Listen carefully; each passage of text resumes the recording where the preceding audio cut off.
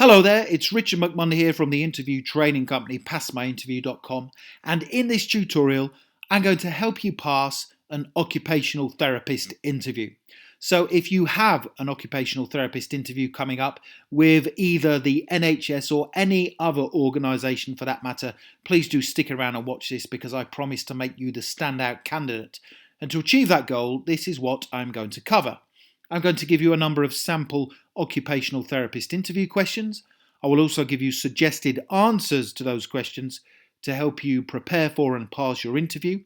I will tell you the qualities that you must demonstrate during your occupational therapist interview, and I will also then give you further resources to help you pass your OT interview. Now, before I do that, a very warm welcome to this occupational therapist interview training tutorial. My name is Richard McMunn. That's me there in the centre of the screen. I've been helping people to pass their interviews for about 20 years now, and I always do that by giving you top scoring answers.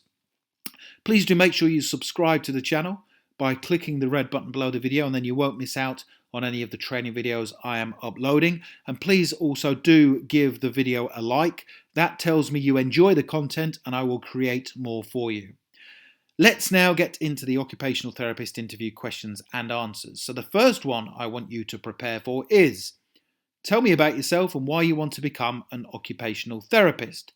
So my tip for answering this question is, when responding to this interview question, focus purely on the skills, qualities and experience you have to perform the role of an OT to a very high standard. So in your answer, we don't want to be telling them what we get up to outside of work.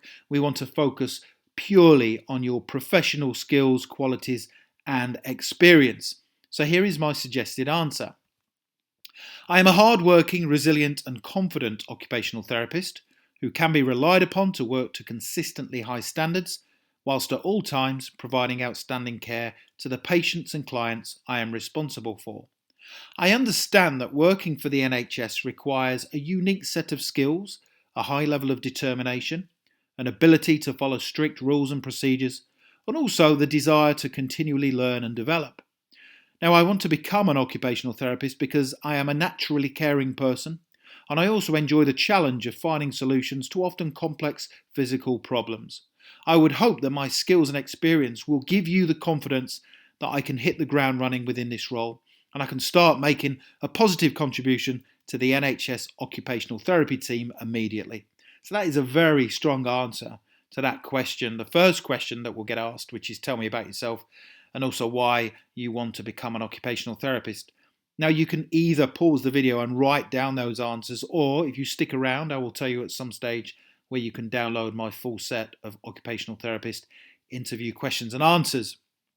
So the next question we need to prepare for is, what skills and qualities do you have that will enable you to be an effective occupational therapist?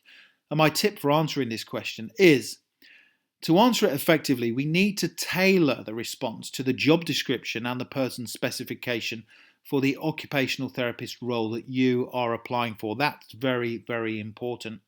Here is my suggested answer. I have numerous skills and qualities that I feel will enable me to be a highly competent occupational therapist.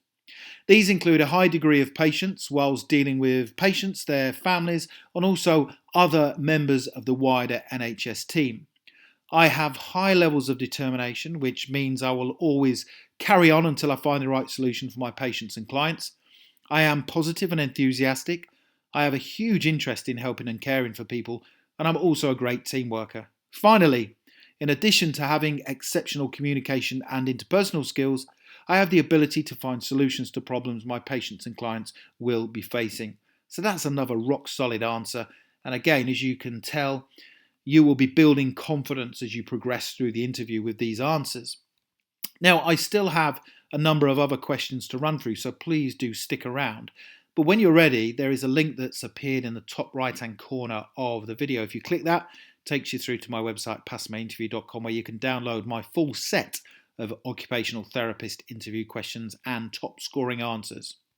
So the next question is, how does therapy make the NHS more effective?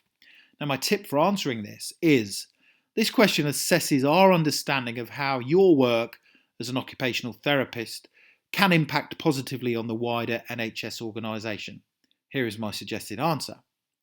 Effective therapy and treatment plans can have a massive positive impact on the NHS by facilitating the safe discharge of patients.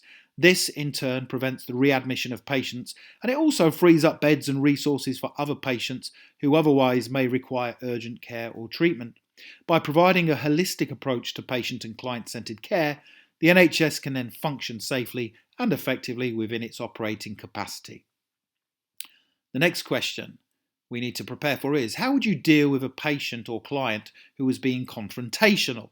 So this is a tough question to answer, and it's quite easy to trip up with this one. So my tip is, you must mention in your answer how important it is to follow your training and the operational guidelines set down by the NHS Trust you are working for.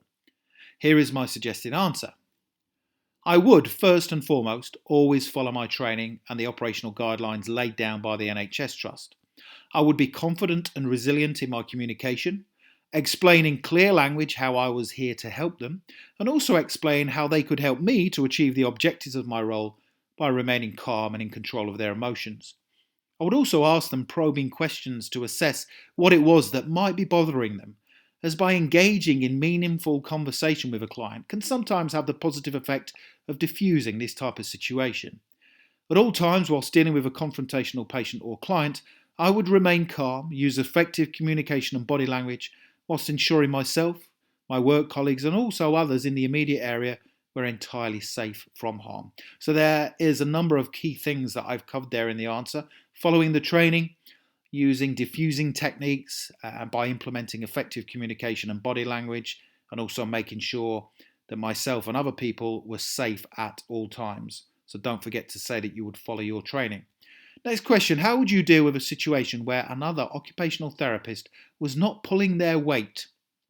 Again, a tricky question, but in your answer to this occupational therapist interview question, let's show the interviewer you are capable of taking ownership of difficult situations like this with a view to resolving it for the wider good of the NHS. Now, most people would just say, I would inform my manager or supervisor, or, it's down to them. If they're not going to pull their weight, I would work harder to make up for the shortfall. But my suggested answer to this question is, this is the type of situation where I would intervene with a view to finding out what the problem was and also trying to encourage them to get back up to speed as quickly as possible. We are all working as one large team within the NHS, and if someone is not working to the required standards or the capacity expected, it can have a negative impact on the rest of the team. I would speak to them in private, be tactful in my communication, and seek to assess what the issue was. It would be important to be tactful, as they may have problems at home, or they may even be experiencing some other form of personal problem or issue. I would then support them and, as I say, encourage them to get back to full working capacity as soon as possible. If it became apparent that it was a performance-related issue and they had no intention of sorting things out, I would then report it to my immediate line manager.